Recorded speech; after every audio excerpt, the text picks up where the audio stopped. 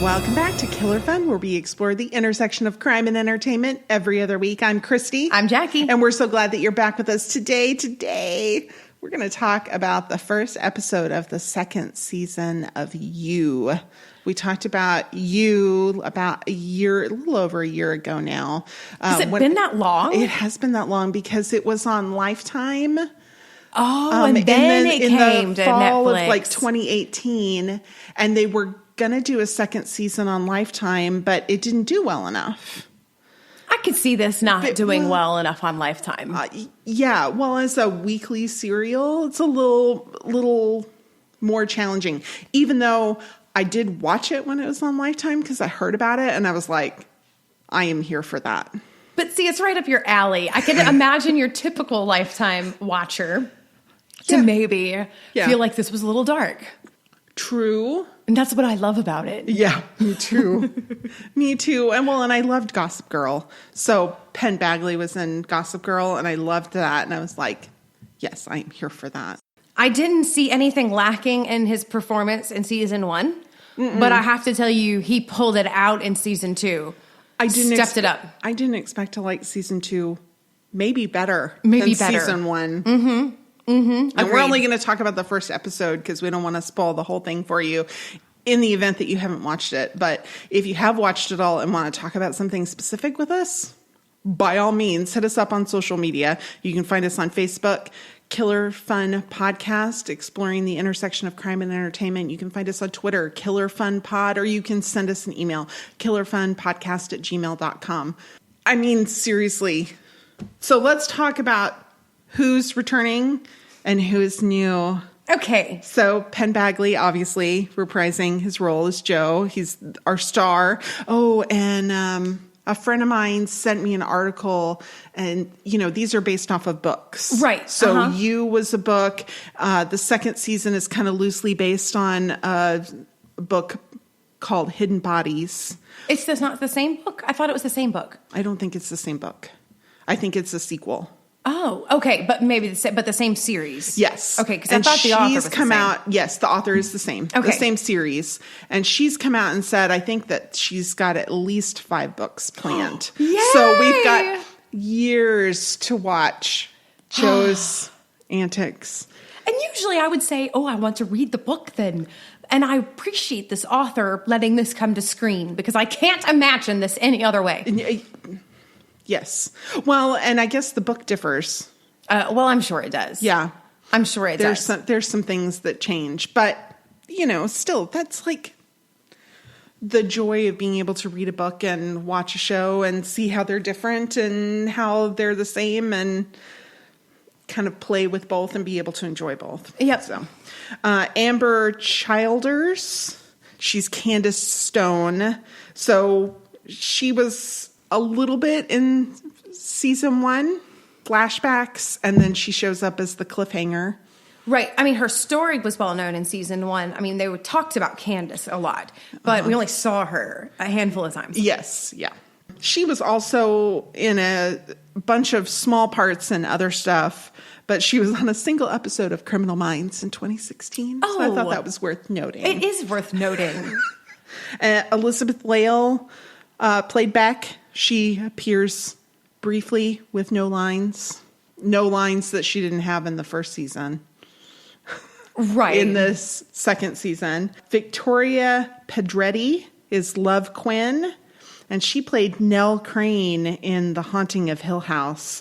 And that's really her only other big role that she's had. And if you like crimey, paranormal, a little sci-fi thriller, The Haunting of Hill House is amazing. Okay. It was so good. I might check it out because she's actually somebody that I obviously had no. And if you hadn't watched The Haunting of Hill House, you wouldn't know who she was. Right, and I hadn't. So I didn't know her, but she was great. Jenna Ortega plays Ellie. She was in kind of a lot of kids shows. She was a voice on Elena of Avalor and a star of a Disney Channel show called Stuck in the Middle.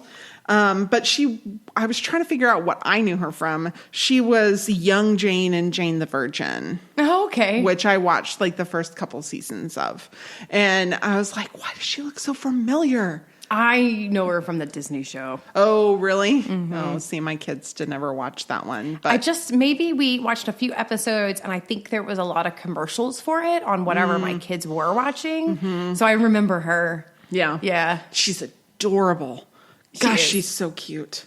James Scully plays 40 Quinn, and he was also in the Heathers TV show as JD, which I didn't ever watch. But I didn't watch that either. So he was also really good. Actually, the whole cast. Yeah. But yeah, 40, they were really he was good. And then Adwin Brown played Calvin. He was also in Heathers as Seth with James Scully. And then one of the friends that we meet later, one half of the lesbian couple. Okay. Sunshine or something. I don't remember her name. She was also in Heathers. Oh, so there was a whole group of these actors who were on Heathers who were now in this season of You, which I thought was interesting. Worth noting. There was a review by Kelly Lawler in USA Today, and she said, You retains its thrills, chills, and thoughtful questions about masculinity, abusers, and modern relationships in the new episodes. And I'm like, spot on. Absolutely. I love it. On the nose. Yes. So, are we ready to recap this? Let's recap this. A lot happens in this first episode, man. There's a whole lot going on. There was a whole lot going on, and I have to like look at the recap to know where it ends because I didn't feel like it ended. I just kept my eyes glued on the television, and thankfully Netflix only takes about 8 seconds to start the next one. Mm-hmm. Yeah, I think it's 5 on my, I don't know if you've updated the app recently, but it's 5 now in between. I'm like, that's perfect. Because if I'm like, my hands are busy and I'm like, cooking or putting on makeup or whatever, I look down and I'm like, oh yeah, Netflix has got me. But if you've got to turn it off, boy, you better move. Yeah. Yes. Yes. But they don't want you to turn it off. And really, that's why this show is really successful on Netflix. Because you want to binge it. Well, and it's interesting you say that because something I've thought about a lot with the entertainment world is that, we go back and we watch these old shows like Friends or whatnot, and listening to my 14-year-old look through them and some of the things he would say. And I'm like, you know what though? That Ross and Rachel story, it didn't feel so in your face when you had to wait a week to see it. Yes. And you couldn't just binge it on repeat. I was like, that was a show built for the weekly release. And, and the same thing with maybe older episodes of NCIS. And I would say a lot of those. But then you get these one shows that don't do well on network because you can't stand to wait a week or you can't remember enough from one week to the next. And that's why those serial shows that do repeat have to repeat because they have to do a little resetting before they can spike the ball again. And these shows are made to binge right here. Right. Well, and if you only have 10 episodes to tell the story, you can't spend the first 10 minutes of the episode telling us what you already told us. Right. So, but if you just consume it in one big gulp, though. It's great. Yeah. Oh yes. And then you go back and you watch it again and again because what did I miss? What are the interesting things? Anyway. All right. So let's get into the recap. Sorry. Yeah. Yeah. Joe is back on TV. He's in Los Angeles now, not in New York anymore. He starts by reminiscing over season 1. I thought this was a really nice way to recap the first season, get you caught up if you weren't familiar with it, tell you what you need to know, but not be so recap-y. Right. A little less exposition. Yeah. So he says, I won her. Talking about back in the old-fashioned way, which is evidently, stalking and murder, because that's how he won Beck. Just, courtship, right? Which evidently is stalking and murder is courtship. Well, the stalking part. Okay, I don't know if you remember this, but I remember thinking, and we talked about it. We talked about how he was actually what a lot of women say they want. They want a guy who pays enough attention to them to find out what they like, to find out their routine enough to be able to, surprise them and just know them so well. We sort of want that a little bit, and a little dangerous. It's a fine line. Yeah. It really is. It's a fine line between what's romantic and what's healthy. Well, How I Met Your Mother said it best. You know, it's sexual harassment based on whether you think the guy's hot or not. Oh. Thanks, Barney. Yeah. But, you know, like a guy could come up and say something cheesy and kind of in your face and super crass. And if you are like attracted to this guy, you're going to be like, you're stupid. And you're going to go, and your octave's going to raise about a, you know. Well. And then, but if he's like creepy, sexual harassment, like get away from me. It's true. Am I right? It is true. But I think you got to look at sexual harassment more of in a workplace and whether that behavior is appropriate, whether or not you find them attractive. Is that behavior appropriate? So even if you find them attractive and you don't mind it, is that behavior appropriate in the workplace? Probably not. If the answer is no, then go out for drinks. Well, but that's where it's supposed to lead, right? But It starts with the little flirtatiousness, right? Like my mom and dad met at work. At some point, things got flirtatious enough for them to feel like, okay, all right, let's. And then my dad asked her out, right? But at some point, if she didn't like him, she could have been like, what's your problem? Yeah, that's true. Stop flirting with me. I don't like you. You haven't asked me out. And he's like, I'm just testing the waters. But the point was she kind of liked it. And then that went on until he invited her out. And then they got married and everything. And that's how it starts. So it's a little hard. It's a fine line.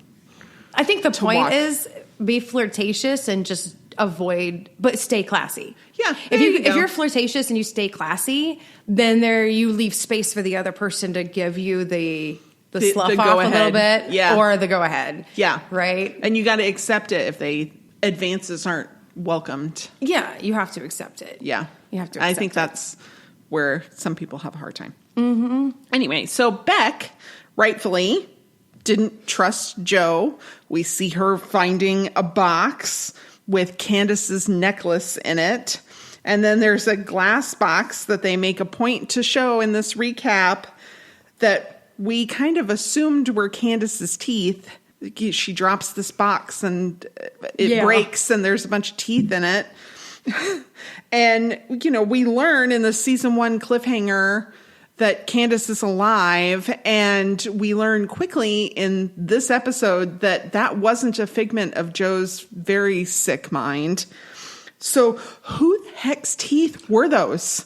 Oh, there's more backstory that we do not have. We get in this second season of You, we get a lot of Joe's backstory. We kind of understand more about why he is the way he is. Yes. And I think a lot of people think that that's kind of excusing his poor behavior. And I don't agree. I mean, we're not forgiving Joe the terrible things he's done. No. We're understanding maybe a little bit why Joe is the way he is and maybe wishing a little bit that he could be a little different. Well, and I think it starts in this episode that Joe begins to show you that he wants to be different. Yes. Than who he has been. Also, because he's looking at his past and reevaluating how he got to be who he is. And he's trying to say, I don't want to do that anymore. Liar, liar, pants on fire. But yes. He keeps telling us he doesn't want to be that way. And he keeps trying to not kill people. Yeah. Not hard enough. No, not hard enough. Not hard enough. So Joe hates LA, which makes it the perfect place for him to hide. Yeah, fair. He says he's trying to get cash together. I'm like, so you go to LA? So you go to LA? Like one of the most expensive cities in the entire country? Yeah. To get cash together, and you're going to work in a grocery store to do it? And you're going to live in a pretty nice apartment complex to do it. Nuh-uh. Maybe not. No. So Joe is getting an apartment, and we learned that he's going by the name of Will Bettelheim. He's not Joe currently. Delilah is the building manager, and she's relieved to see that he's not a creep, because he wasn't on social media, and that was a big red flag to her. The place is furnished because the last tenant left in a hurry. And I'm trying to figure out, there's nothing in the second season that tells us if there's a reason or what the reason is that tenant left. And that's a question I'm left with. Nice catch. Did he have something to do with that tenant leaving? Because he wanted a second floor apartment specifically. He said he told her it was because it was quieter. Right. We'll find out more in a minute. You'll find out more. We'll get there in just a minute or two. So Joe talks about detoxing from his old ways. He's got new sheets and a telescope. Who is this bastard and why is he lying to me?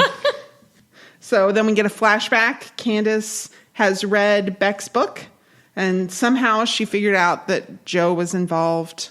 I'm not exactly sure how she found out, but she did. It wasn't really very clear. She read the book. She obviously knows that the gig is up for Joe. Back in LA, Joe meets Ellie, the 15-year-old sister of Delilah, who's the building manager. And he's clearly fighting his urges for this minor, very Lolita sort of thing going on there. But, he's pulled himself back. Joe heads to Averin, Nirvana spelled backwards. It's a very fancy grocery store. Can I just say, though, his whole monologue about LA and about the whole culture, and I was like, you're not wrong, man. No. And he gets there and he says, of course, it's Nirvana spelled backwards. I was like, Did you catch that that's a reference to season 1? No, not really. Because when Joe traps Beck in the glass box in the basement of the bookstore, she's wearing a Nirvana t-shirt. Oh, that's interesting. No, I totally forgot that. Easter egg for you. Easter egg. Yeah. Nice find. He probably won't get the job because it's a very sought after position in this grocery store because all the casting directors work there. But then he puts a copy of Crime and Punishment by Dostoevsky on the desk, and Calvin, who's interviewing him, is very interested and says, hey, we've got a job in the bookstore. We need you there because you read, and you made me want to read this Russian author. Yes. Have you read Crime and Punishment? Not in its entirety. Okay. I read Did it not grab you enough to pull you in for? I think maybe it's the topic. Or maybe it's the way that it's written. Of course, we're reading a translation. I don't read Russian. Right. I think it was something I kept. You don't read Russian? Yeah. You don't say? I don't.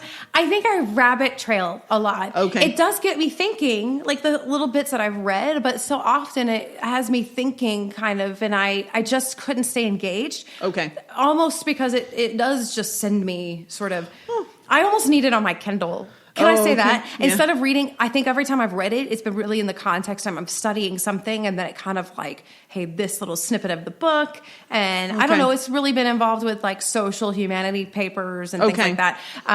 So I think if I had it on my Kindle and I was just clicking through, maybe I could stay more engaged. But I usually, by the time I'm reading some kind of snippet, it's because I've been thinking about something else that brought me there. Okay. And then I can't stay engaged with it. Right. That's fair. That's fair. He sees a pretty girl in the produce department on his way out from his interview, and he's fighting his urges when she engages him to ask about a peach, which is Beck's best friend. Beck's best friend. It's very flirtatious. Does this look like a butt? Yeah. It's very, there's so many levels where her asking about the peach and engaging him it just works. And you don't even have to really like think that hard about it. I mean, this is one of his murder victims. She's into him. It's all right there. Yeah. And I'm like, yes, that's good. That's some nice filmmaking right there. He learns that her name is Love and that she's in charge of the kitchen of the store, that the store has a kitchen says a lot about the type of grocery store that it is, I think. Right. Yeah. No, This is a higher end sort of place. It's a destination Yeah. Yeah. Yeah. And we find out her name. Yeah. Love. Pretentious. So pretentious. It's so funny. Okay, so Vulture has a recap on here, and it's really funny because the author is talking about this little scene and says, literally named Love. I can effing not with this show. And then in parentheses, I am delighted. Yes. Yes. Yes, exactly. Exactly. How does it work? It's so on the nose, and yet it feels good. I have more. We'll talk about that in a minute. Ooh. We'll get there. I'm so excited. There's a reason. Okay. Joe's bored in the bookstore because this is not the kind of bookstore that he is used to working in. So he flashes back and we see him fleeing the restaurant where he was having the conversation with Candace out the window of the men's restroom. He's running from her because he is terrified. Yeah. Yeah. I tried to kill her once and she didn't stay dead. And that's terrifying. A pompous guy in the bookstore snaps him out of his reverie. This is the son of the store owner's 40, who is Love's twin, which I don't think we find out till episode 2. Yeah. But we're just going to spoil that a little bit for you. That's Love and 40 are twins. Yeah, and 40 is extra. Yeah, pompous is the nicest word I could come up with to describe him. He is extra. Yeah. Love brings some scones over to the register and then ends up following Joe back into the stockroom. She doesn't really follow him back into the stockroom. This is him falling back into his ways of fantasizing about a woman. But then he stops himself and says, how dare I create a picture of you that's not even possibly real? Yeah, an unattainable version of you, an impossible version of you. And I was like, I hate you. I appreciate that. I had a real emotional roller coaster because I was like, really? Do we have to do this? Really? And then I was like, Okay, but later, that wouldn't have been really all that out of character. Well, no, it wouldn't have. You learn not terribly long after. Terribly. But they weren't at work in a storeroom. Yes. And they hadn't just met. Yeah. So, yes. The unattainable, impossible version is this idea that she is going to... desire him so intently that... Yeah. Agreed. Okay. Joe goes to the DMV to get a Will Bettelheim driver's license. And he runs into Love, who's making a scene about having a translator available to somebody. And I can't figure out if this was him planning to see her there, or if she was planning to see him there, or if it was a coincidence. I can't figure out what's going on. Or if it's just contrivance. It doesn't really feel contrived in the show. It doesn't at the moment. It doesn't, but it doesn't feel like either one of them necessarily planned it, but they're both kind of excited about it, but one of them totally could have planned it. There's a couple of flashbacks later where we see a little bit more of how he ends up where he was and how he chose, and they kind of flash the DMV. Oh, did they? I must have missed that one. I'm of the ideal that... See, this is what happens when you binge, because... and then it all gets mushy. You miss things. Yeah, it all gets mushy, and you can't quite figure it out, and you miss things. But I gotta watch it again. It's clearly a save the cat moment, though. Yeah. We get to see her do something amazing, and we invest in her right away. Yeah. Because we see her being a justice seeker, standing up for somebody else and helping facilitate something. And, and it's really good because we know she's kind of a rich girl, and we know that she's a little privileged. And so to see her do something like that gives us her privilege for good. Yeah. It gives us a little bit of a comfort level about her. Yeah. Yes. So Joe freaked out when Ellie was filming him from the rooftop and he confronted her and broke her phone. So he replaces her phone. And then she gives him advice on having an authentic social media feed because Love has all of her social media locked down. Unlike Beck, who was stupid in season 1 and put where she was all the time out there in the public for everybody to see. And no curtains. Can we just go back for a minute? Beck, you can buy curtains online for pretty cheap. Yeah. Yeah, just curtains. Or foil. I mean, you can afford a roll of foil. Or just, you know what? Just some like tint, some one-way tint. Something. I mean, like anything, girl. Curtains. Curtains. So, yes, whereas Beck was kind of an open book, Love is less so. She's a little more careful about things. So if Joe wants to get to know Love on the social media, he's got to have some social media. But can I say that Ellie's advice, not half bad? Like, I learned a few things. Oh, yeah.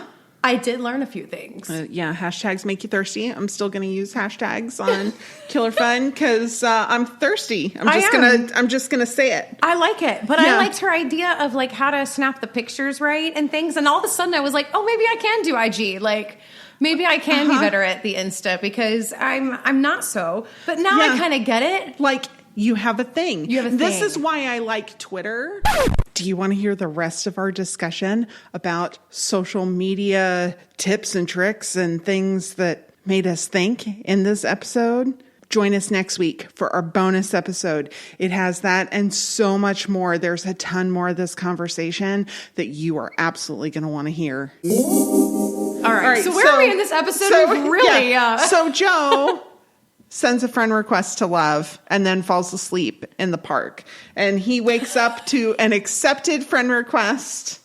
The knowledge that Love's relationship status on Facebook is married and a terrible sunburn. And Love comes over to his apartment with apple cider vinegar because he's a rookie with a sunburn, which I'm like, fair. As somebody who lives in Texas, I've known rookies with sunburns. Oh, my husband was a rookie with a sunburn. He grew up in Connecticut. Yeah. And then he came down to South Georgia. And then we went to Florida on vacation. And he busted out some like 5 SPF. And I was like, no, sir. You're going to... I spent my whole life at the beach. A beach in New England on the Long Island Sound. This is not the same sun that you grew up with. No. Poor guy. Yeah. Poor guy. Oh, and he hurt. I bet he hurt sun so poisoning. much. It was bad. Oh. He still has the freckles.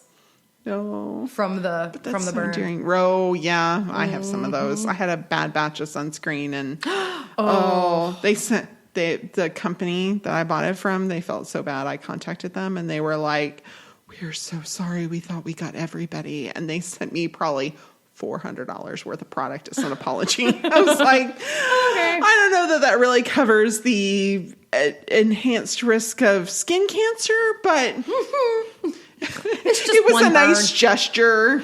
Anyway, so she comes over with the apple cider vinegar, treats him, then berates him for having ramen and takes him to a bunch of restaurants. And they're looking for the perfect bite of food. She wants to know him by knowing what his perfect bite of food is. And she ends up cooking for him. She is on the prowl. Oh, she is hot to trot, to use a term from Golden Girls era. It's true. She is all about this guy going everywhere. And I'm like, that is the perfect date. Maybe I like her.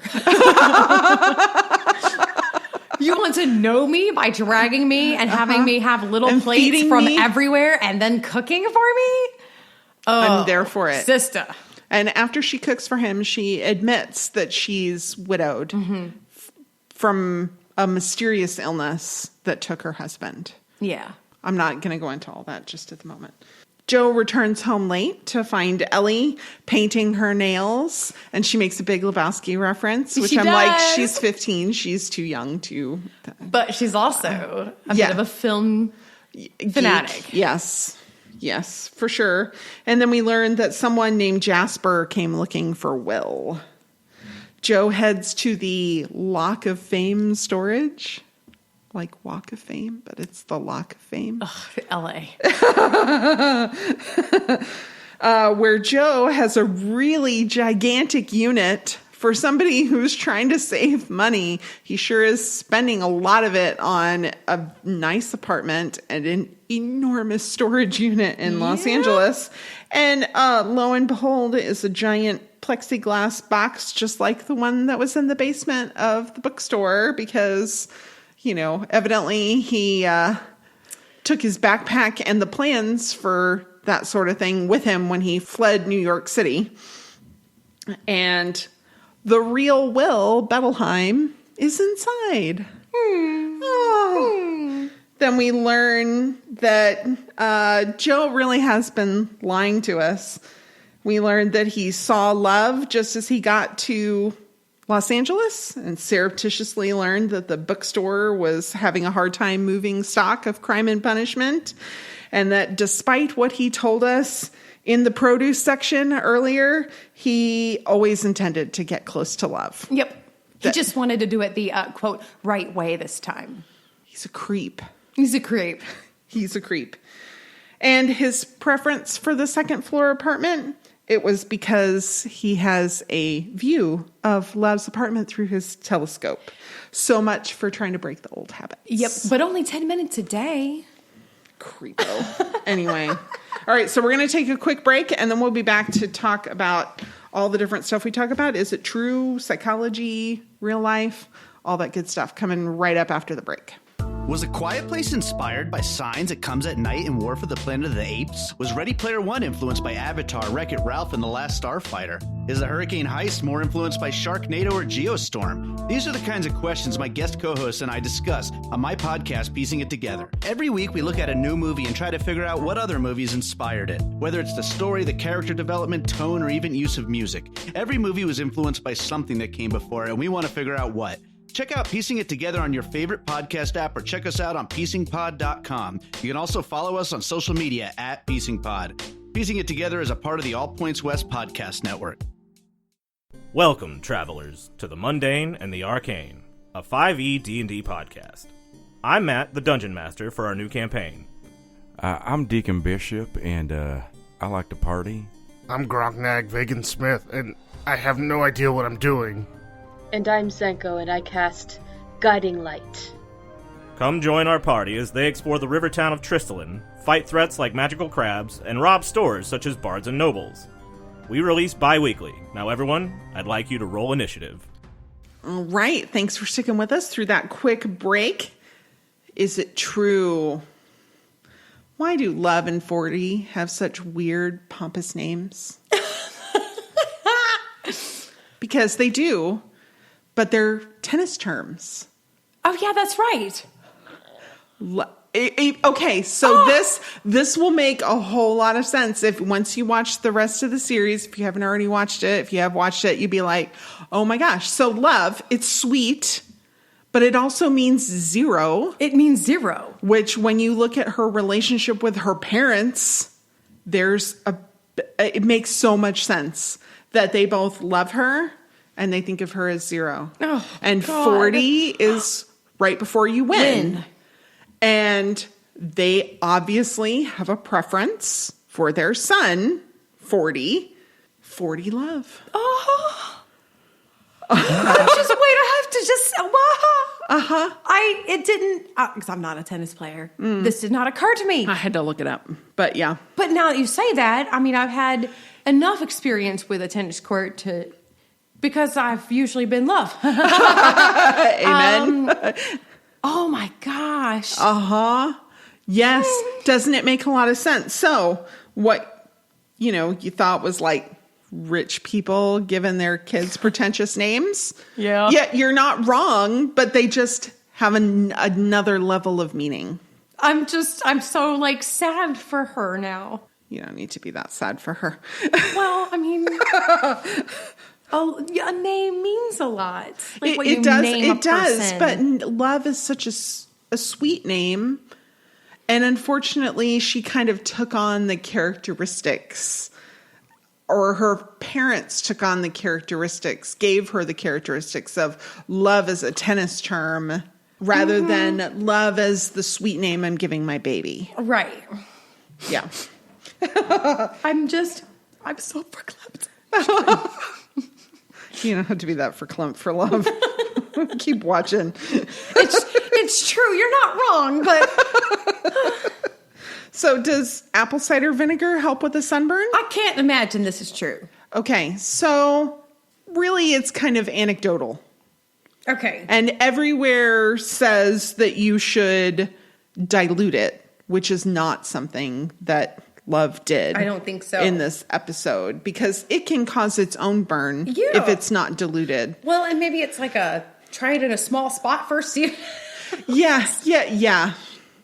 It's more of an anecdotal, very woo-woo, vegan, what is it? Pescatarian is something that they talk about in the show a lot. Like pescatarians, you shop why there. Not aloe? Well, that's aloe actually is from a plant. That's what doctors recommend. Yeah, they say use some kind of moisturizer, aloe, hydrocortisone. Yeah. Those are the things that are really going to help you. And I keep aloe in the fridge over the summer. Yeah, because then it's really nice. But I will say the other thing that I do for a sunburn is get into a strongly hot shower. Really? Oh, it burns so bad at first, but then it like burns it out, and then you're done. Really? Do it, burn it out, right? And then put the aloe on, and it's like done. They used to have an aloe with like an analgesic in it. Mm-hmm. Oh yeah, they do. It's not as strong as it used to be. It's not as strong as it used to be. It used to be. You get this stuff, and you were just like. Oh, and it was blue instead of green, and I loved it. And they don't make the blue kind anymore because I have the blue kind. I do, but I doubt it's as strong as it was. Okay, I doubt it. I have found some that have that in it as well, but it's not. It just doesn't work like it did. Something is different about it. Yeah, it's just not the same. Yeah, but I do have that. You can always just go get some Neosporin. If you're not opposed to medicinal sorts of help, then get some. I'm not either. Get some Neosporin and put it on the really bad spots because if it's going to blister, you're going to want that kind of antibiotic on it anyways, right? And keep it antiseptic because the last thing you want is for one of those things to get infected. Ooh, and no, bad. Is not being on social media a red flag? Yes. Maybe not. It kind of depends on who you are and what's the reason behind your choice. Mm-hmm. So this was an article called Ask Polly in New York Magazine. And she said it's making an off-trend choice is the same thing as being ahead of the time. So because this lady was asking, she said it harmed her anxiety to be on social media. She went through a breakup. Fair. And is your absence from social media helpful to your anxiety, or is it a product of your anxiety? Why can't it be both? I'm like, Polly, that's insightful. Mm-hmm. Yeah, that's fine. But of course, the person asking Polly this is a woman. For a man, we have Dear Lizzie on Barstool Sports. Somebody asked, is it the pressure of not being able to stalk the guy prior to going out with him to see his lifestyle to know what you're getting into? Or is it more along the lines of dating someone for their followers? So like as a social climbing thing. And she says that it doesn't bother her particularly, but she talked to her friend, coincidentally named Ellie, who was the, guru, 15-year-old guru of social media helping Joe. She said she asked her friend, she said, I'm not properly equipped to answer your question, so here's what my friend Ellie had to say on the matter. Not having any social media whatsoever is a red flag. What is he hiding? Is that even his real name? Does he have a secret Instagram account where he posts pictures of his girlfriend, his wife, his second family? And I'm like, there. That's it. That's it. I want to know that you're a real human being, that you're not hiding something from me. Right. And isn't that funny that we have to go into the social to look at that? Even in like advertising. Okay, so we used to advertise things like, oh, look, I'm on Facebook. Find us on Facebook. Now it's like, you don't advertise that you're on Facebook because that should be expected. Right. Everybody's on Facebook. It's just another level of real estate, and we all have to sort of be there. It's really the yellow pages. Like if you're not in the phone book, if your business isn't in the phone book, you don't advertise we're in the yellow pages. And they used to way back. But then they stopped because it was like, well, of course we're in the yellow in the pages because that's just how it works. But now Facebook is the yellow pages, so we don't need to advertise unless there's something we're sending them to specifically. Say, okay, this thing is on our Facebook. Go find it. Right? We're really pointing to content, not our existence. Right. And that's really how kind of this is the book. And you don't have to be super active, but you have to like be there to not look weird. Yeah. I mean, and really only because now we know so many men are creepy like Joe. I mean, he is the exception. Most men are not that creepy. So he's an amped up version of what we're afraid of. Right. He's the boogeyman. He's the boogeyman. But the boogeyman's based on something. Yeah. And there's a reason why we want to kind of make sure that you are who you say you are, that you're real and not fictionalized. No, obviously you can fake all of that stuff. That's the thing. You can still fake it all, but it gives you something to start with. It does. And it's a little double-edged sword, isn't it? Yeah, it really is. All right, psychology. So what is stalking? Let's talk about what stalking is. Yeah, let's do that. It's frequent unwanted contact. It's driving past the victim's home or workplace. I did that as a teenager. I may have been a little bit of a stalker. I think all teenagers are a little bit of a stalker. I think so. Following, watching, or loitering near the victim. Joe, in his invisibility hat. He puts on that dang hat and nobody can recognize him. He's like freaking Superman. I know, with his blue hat. It's so funny. It is funny. And I love that he's got the same hat in both seasons. Well, Dexter has the same outfit for like years. Yeah. Buy a new brown shirt, man. But that one's got all the memories in it and a little bit of blood too. Sending letters or unwanted gifts. The gifts may have a sinister meaning. Sometimes. Damaging property. Burglary or robbery or breaking into their home or workplace. Check. Joe does all of those. Gathering information on the victim by contacting people who know the victim or using public records. Okay, so who hasn't looked up somebody on the internet? Again, it's a fine line. It is. It's a bit of here we go. If you're stealing underwear. No, gross. That's wrong. Yeah. If you're kind of doing a bit of a background check on a person you don't know. Yeah. Because you're about to go on a date or something, and in today's age, maybe that's okay. I don't know. Maybe. I don't know. Some of this makes me feel a little bad about myself.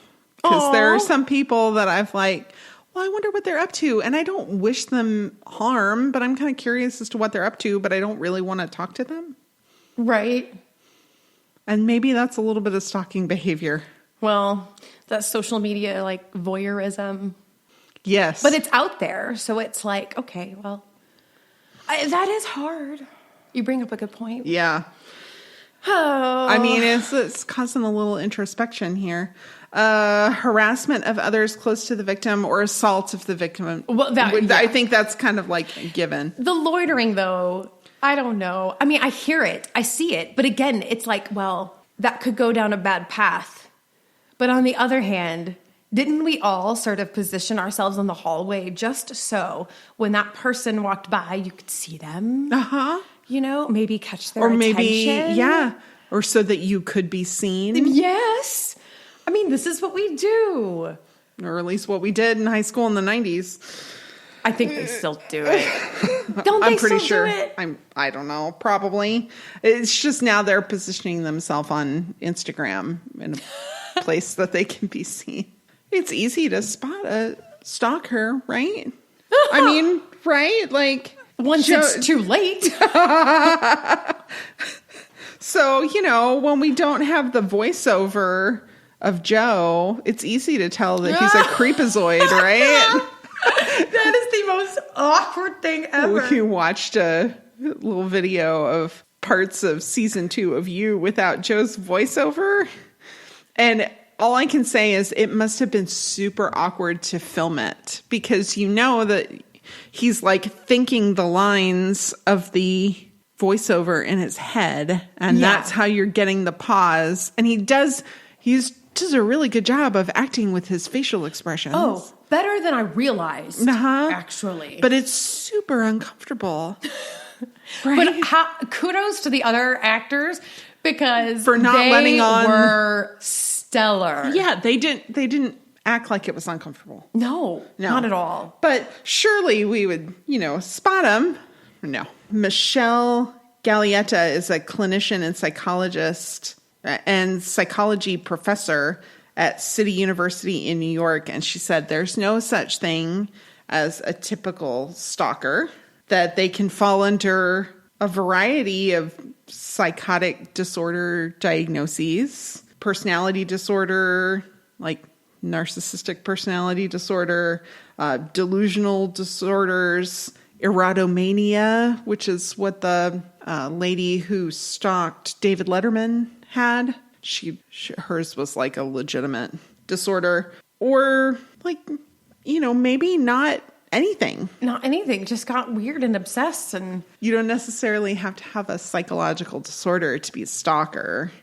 But the Center for Disease Control and Prevention said that 80% of stalking survivors did know their stalker in some way prior to being stalked by them. They were acquaintance, a former partner. It just turned weird. Yeah. Or they have an issue.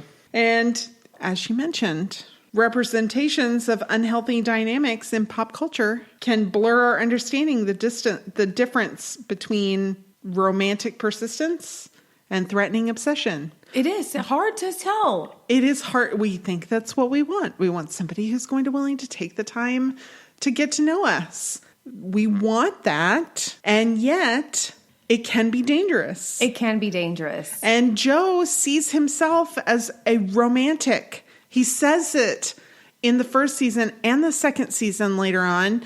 Romantic men are afflicted with this. Romantic men are this way. It's hard to be a romantic man. Yeah.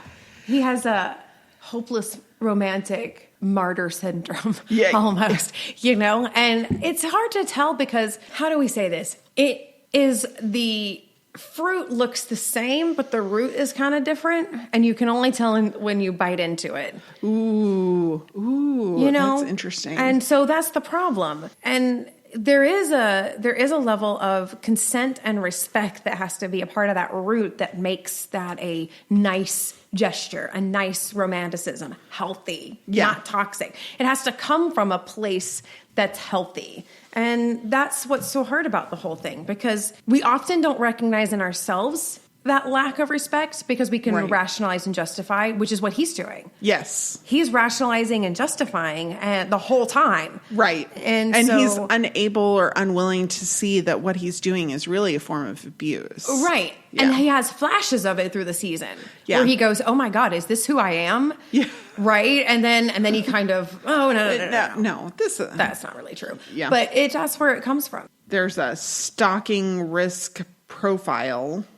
And they reiterate that stalking behavior is not a mental disorder. A significant minority of cases, it results from psychotic symptoms. The stalking behavior will go away when you treat the psychological disorder. Fair, yes. Yeah. Mm-hmm. So a larger portion of stalkers, they do have a mental disorder that may contribute to the starting of the stalking, or the severity of it, but they're not directly linked. Right. Yeah. It's more like they have both of these. They're doing both of these things, but not necessarily, one's not necessarily causing the other. Right. It's part of that mixed bag that happens with a lot of these disorders. I mean, mental disorders and psychological disorders, it's hard because, you can also have just errors in thinking that aren't necessarily a disorder, but you've been taught wrong. You have a different framework. For instance, what Joe continues to explore in the rest of the season is his idea of, what if my framework for all this is wrong? He kind of gets there where he's thinking about, well, what if I was taught wrong? What if I didn't do this? Or what if I had this? What if I have turned out this way? And, we all have to do that. We all have to assess and go, I didn't get this right. That's exactly the third group on this stalking and mental illness is Perfect. is exactly that. Just what you said, that they were taught wrong, basically, that they have bad ideas about what a healthy relationship looks like. And talk about social media, how much that reinforces it. Uh-huh. If you have a bad framework for relationships today, social media does not help. No. It really doesn't. It hardly helps at all. Yeah. And it's really easy to get a bad framework if you don't have good examples or if you're not able to see the troubles in the bad examples, which not everybody can. I mean, some people can learn from, my parents mismanaged money. And so they're really good with money because they saw how detrimental it was to the family when their parents mismanaged money. Some people are able to do that. More often than not, people end up also being poor managers of money because their parents never set a good example for them. Relationships are kind of the same way. It is. And I think what makes it hard is that people who have some maybe errant thinking about it or some bad frameworks still have a framework that they think is right. That's the problem. And even if you see that, okay, well, they have a poor record with money, like this example that we're talking about, if they have a poor example set with money in front of them, they might learn the wrong lesson. They might learn that the problem is money, not the way that they handled it. Right. And so it's not that they don't realize there's a problem, but they assess it incorrectly. Oh. Instead of saying, you know what, they mismanaged this or they made these choices, and if I make these choices, I could do different. What they learn is money is bad, and so they overcorrect in the wrong direction. Right. So they're trying. They get that there's something wrong, but they don't know how to rebuild it. Right. So let's play Identify the Stalker. An article from the Telegraph that's got the 5 most common types of stalker. Ooh, I can't wait to hear this. So we have the rejected stalker.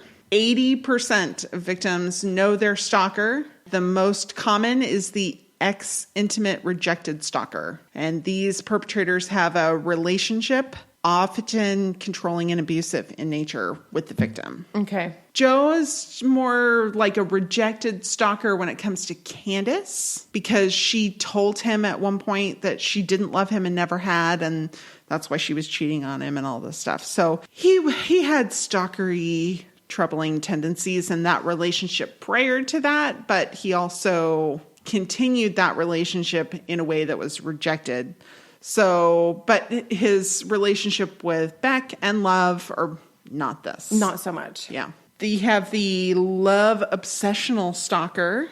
These stalkers are relatively common and tend to be a casual acquaintance, and they desire a relationship with their victim and are persistent in pursuing that, even if the victim's not receptive. Mm-hmm. I would say they're pretty receptive to Joe. Oh, yeah. Because, he's cute. There's way too many sex scenes smart. in this thing to me. Yes. Yeah. He's cute and he's smart and he's not being rejected by these people, but he's definitely coming into their orbit already with a goal in mind. A lot of goal. Yes. Then we have the grudge stalker. These stalkers are also relatively common, and they kind of overlap with the rejected, and they believe that they've been a victim of injustice or motivated by retribution in some way. Okay. Maybe a little in this season, a little as he seeks out Candace. Yeah. It changes a little bit. Yeah. Then we have the erotomaniac, which is, this one's relatively rare because it is a legitimate psychological disorder where they believe that their victim is already in love with them. Right. Question. Yeah.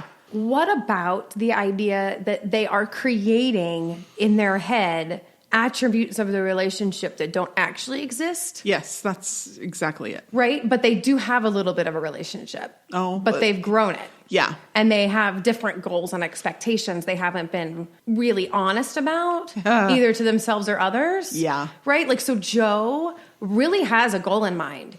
He wants somebody to change him. Yeah. He wants somebody to rescue him, to make him better, to make him perfect. He needs salvation. And he's going into these things not because he loves these people, but because he thinks that these people will love him out of his misery.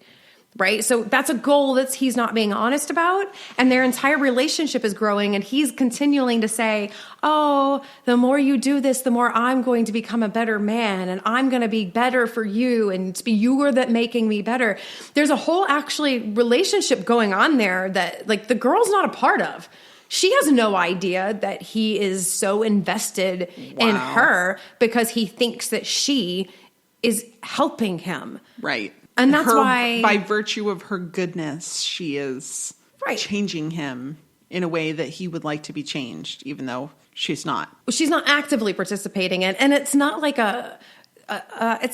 just a self-actualization or I want to be with somebody who makes me a better person or makes me want to be a better person. Well, this is that's fine. That's fine, but like this is, I will become better for you because in doing so, I will be perfect like you are perfect. Oh, I'm putting them on a pedestal. Yeah. Ooh, that's interesting. I had thought that Joe was not this form of psychosis, but perhaps he is. I think perhaps he might be.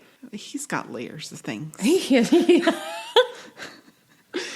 Joe is layered. He's like an onion. It's delicious in some ways and absolutely off-putting in a lot of ways. Makes you cry. And then finally, the predator. They stalk in preparation for sexual assault. Usually women or children are the target, and they spend a lot of time information gathering. I mean, I don't know that Joe necessarily wants to assault these women, but he does spend a lot of time making sure that he's done the work to get them to accept him. Yep. And he treats these women like literally his Jesus. Yeah. I've done the work. I'm doing the work. Like he has like a quiet time, 10 minutes a day so he can stalk them and make sure he's ready to come into their sanctuary and be as good as he thinks that they want him to be. And that they're going to make him perfect by him doing all of the checkboxy things. And it's kind of weird. It is kind of weird. You know, I think Joe might like a hobby of doing escape rooms because it seems like he wants to figure out the puzzles. Yeah. To get to the object or to get out of the self-imposed prison.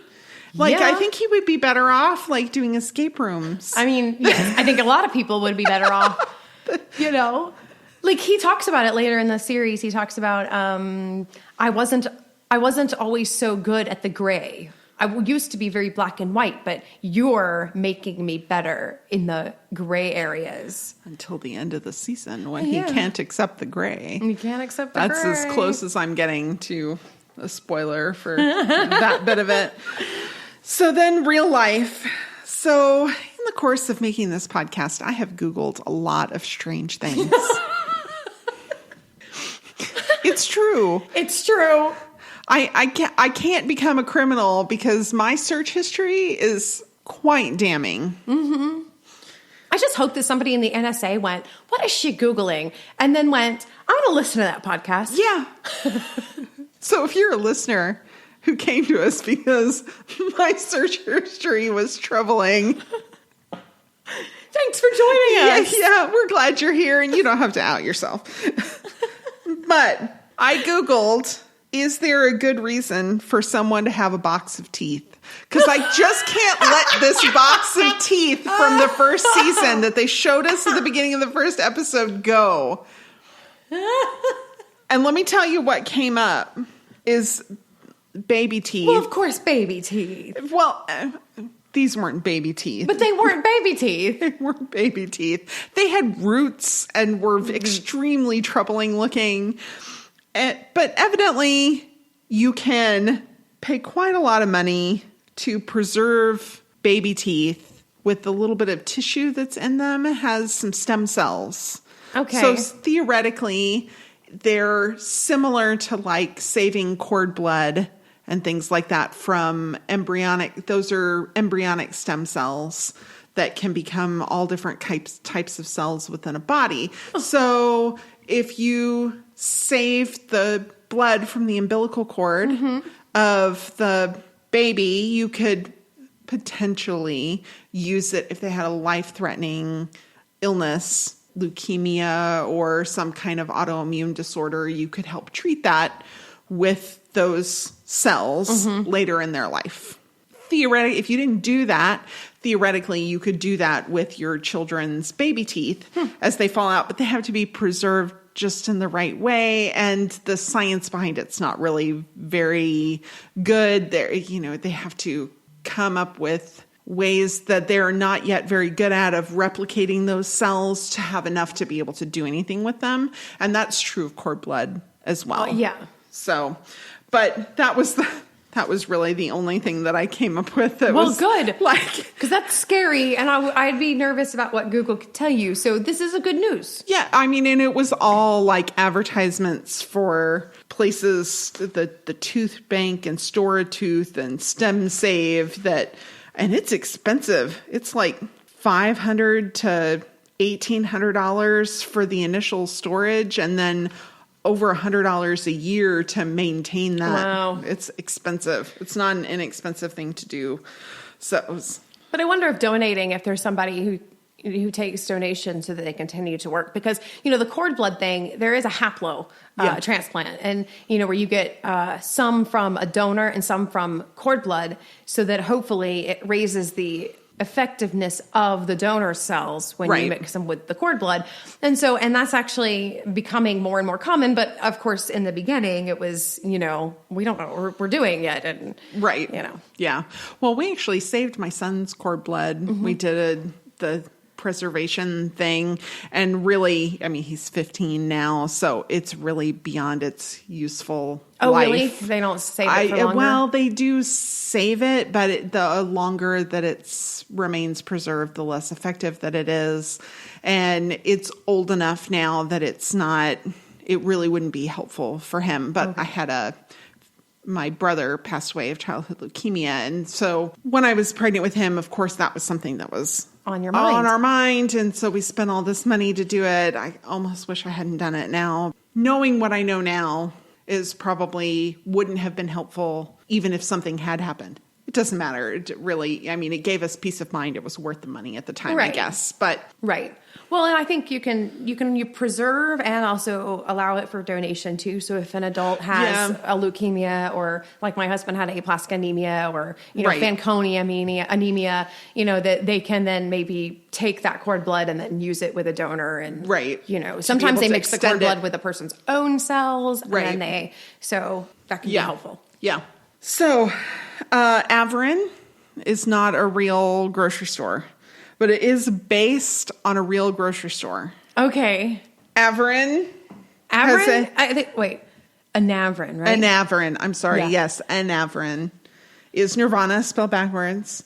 And it's based on a very fancy grocery store called Erewhon, which is kind of Nowhere spelled backwards, except they switched the W and the H, which bothers me a lot. I'm like, if you're going to name it Nowhere backwards, name it Nowhere backwards. Right, like just spell it right. But first, evidently it's from some kind of book, I guess. But it's a health food pioneer, According to its website, it sells only the purest, ethically and sustainably produced foods, wellness, beauty products, and household items. Well, and Joe makes a joke about this in the show. Yeah. He sees an Averin and makes the joke and says, what is this? What is it called again? The nowhere store? Erewhon. Yeah, so he says, is this supposed to be a parody of Erewhon? Oh. Doesn't he say that? I didn't even know that. Yeah, well, it's based on it. And it's like a fancier Whole Foods, if you can imagine that. Oh, okay. Somebody said on Yelp that Erewhon is like Whole Foods' rich cousin. Oh. And if Whole Foods is whole paycheck, some people call it whole paycheck, Erewhon is whole bank account. Oh, man. Yeah. Maybe Joe doesn't say it. Maybe that's something I read somebody else saying. Okay. I don't know. Yeah. So maybe strike that. I don't know. Yeah. I don't know. It doesn't matter. But it's interesting that it was based on something. Which doesn't surprise me at all. No. Not at all. Not at all. It very much seems like the kind of thing that, people with either a lot of money or desire to have a lot of money want to go there and, they want to have their Erewhon or an Averin bags. Yeah, they're eco-friendly bags that they can put over their shoulder and look at me and I'm so health conscious and you better be skinny. Yeah, right? They all are. Well, they can probably afford to buy 3 things, so yeah, that's how you stay on a diet. Yeah, you can't afford to spend more. You shop at something uber expensive and you gotta be picky. All right, and that's all I have. Oh, wow. Yeah. This is such a good series. I'm really impressed. It's so much fun. It's so creepy and also smart. Yeah. It's like really smart. It is smart, which was okay, can I be honest? Go for it. When it first started and some of these characters, the new characters kind of plopped on the screen, I was kind of like, I don't know. Oh, because they weren't smart enough? Well, there's just something about the way that they were portraying them that I think was the director's intention, but I was kind of like, and I think I realized that immediately that I was put off, but I resonated with Joe.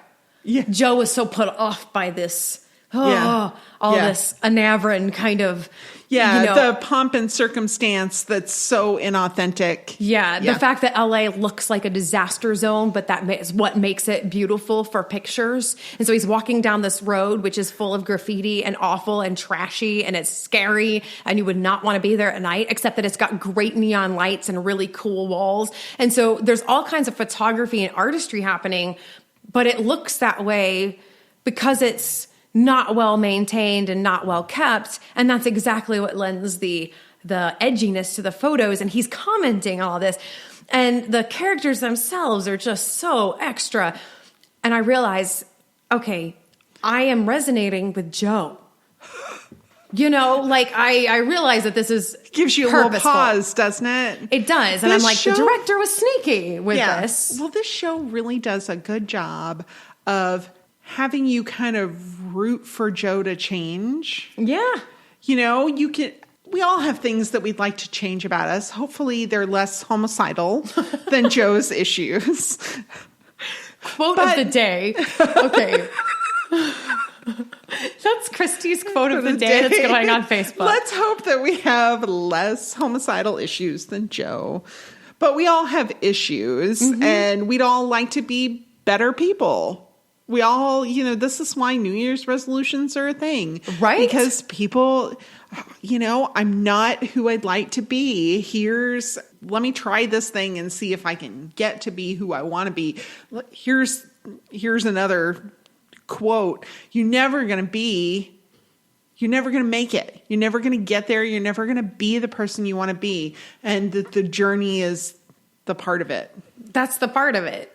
Yeah, I actually would be more scared if you were who you wanted to be and didn't have any need to change. I'd be a little bit more. That's a narcissist. Thank you.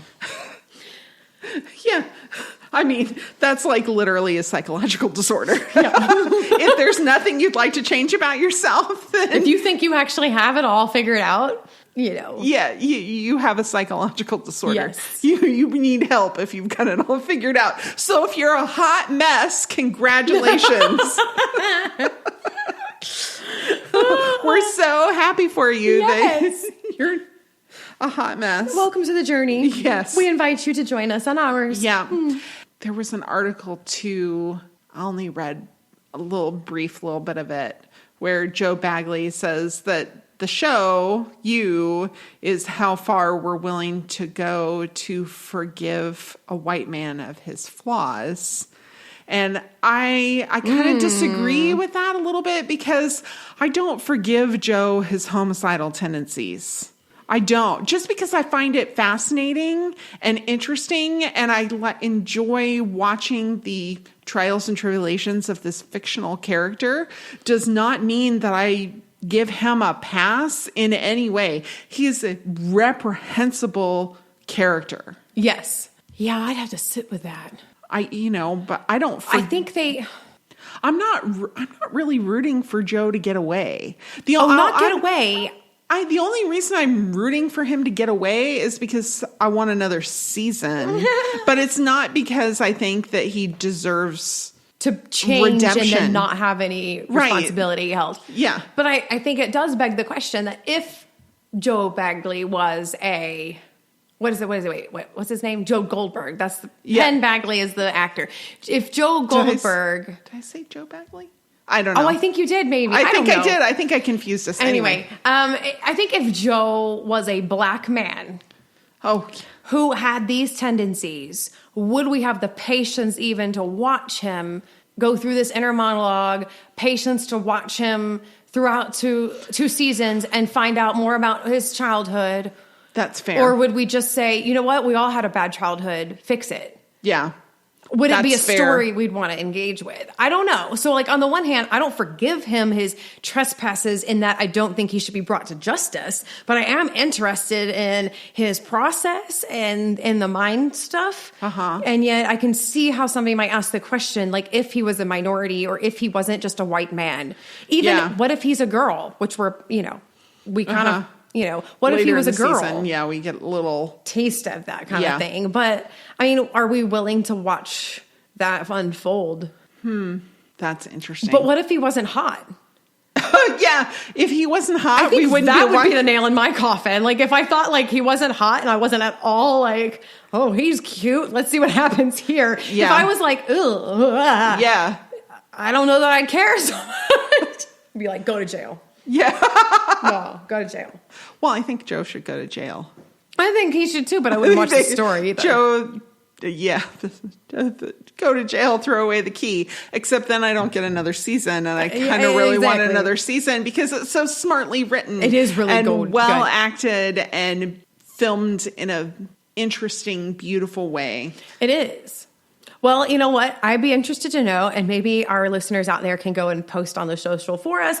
I'd be interested to know what are the stats about white males and stalking versus others, other cultures and other minorities and genders. And I would just say, what is that? Are we looking at something that maybe we're okay with watching it because it's a little bit more typical versus seeing something, I don't know. I don't know either. I wonder what that is. Because if I think of a stalker, I think of a white male. In his 20s or 30s. Yeah. Probably looking at a woman who's a little younger than him. Yeah. Because it's not a woman who's older than him. Unless it's Jodie Foster. Wasn't she older than he? I don't want to remember. I think she was older than him. Okay, anyway. Unless you're famous. Unless you're famous. That's a whole different thing. That's a whole other thing. But I think of a white male, like you said, stalking somebody who's a little younger. Maybe somebody who's a little awkward. Like a man, a white guy who's a little awkward. Joe's not unawkward. Until you don't see his inner monologue. Oh. Woo! Man. The acting on these people to not be are you gonna answer? Yeah. Come on, man. No, don't you have anything to say? You got a lot going on in your face for nothing to be coming out of your mouth, man. All right, so next time. Next time we're going to look at another dysfunctional relationship. Dirty John. So this is on Netflix. It was a podcast also that was excellent. It's a really great podcast if you're like need something to listen to in the car or whatever. It's really good. If you want to watch it played out in a fictional version before you, Netflix, we're going to watch the first episode that's on Netflix. But it's a true story. I'm excited to dive into this. It's fascinating, and I think it's going to be an interesting one for us to cover. Okay. Well, join us while we cover Dirty John then, and go watch the first episode at least, and join us. Yeah. Oh, yeah. Good luck watching just the first episode. Kind of like you. Good luck watching just one, because it's like Lay's potato chips. You got to eat more than you. But once you, or pop no, that was Pringles. That was Pringles. Once you pop, you can't. Yeah. Once you pop, you can't stop. Mm-hmm. And I'm sure I'm my age. So we're going to go. Have a good one. Thanks for joining us. We know that you make a choice when you listen to us. We don't just come on the radio. We so appreciate it. Thanks for listening. Tell a friend. And we'll see you next time.